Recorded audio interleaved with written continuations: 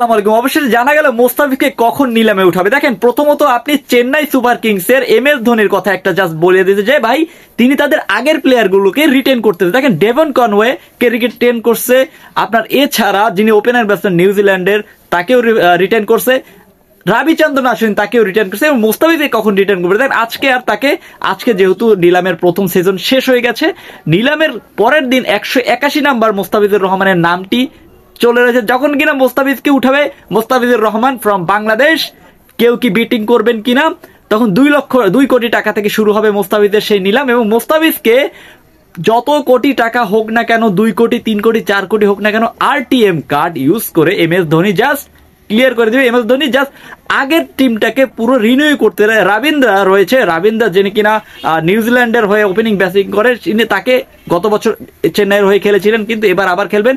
রবিচন্দ্রন অশ্বিন তো মুস্তাফিজের একটা বড় ফ্যান, এবং রবিচন্দ্রন অশ্বিনের সাথে যদি মুস্তাফিজুর রহমান একসাথে খেলতে পারে চিপকের মাঠে, এর থেকে ভালো আর হইতে পারে না ভাই। দেখেন, মোস্তাফিজ এবং এই মোস্তাফিজ কিন্তু চিপকের মাঠে সব থেকে বড় ডেঞ্জারাস প্লেয়ার, সেটা নো ডাউট অ্যাবাউট দ্যাট। এবং মোস্তাফিজকে যদি তারা RTM কার্ড ইউজ করতে না পারে তাহলে কোন দল নিবে? তাহলে এ থেকে সব থেকে কলকাতা নাইট রাইডার্সের নেওয়ার সব থেকে বড় সুযোগ রয়েছে, কেননা এই বছর মিচেল স্টার্ককে তারা ধরে রাখতে পারে না, তারা অন্য মিচেল স্টার্ক এখন অন্য দলে খেলতেছে। সো এখন কথা হচ্ছে মোস্তাফিজুর রহমানকে গতকাল মানে 181 নাম্বার যখন নাম্বারটা চলে আসবে তখনই তাকে RTM কার্ড ইউজ করে Chennai Super Kings even MS Dhoni নিয়ে ফেলবে।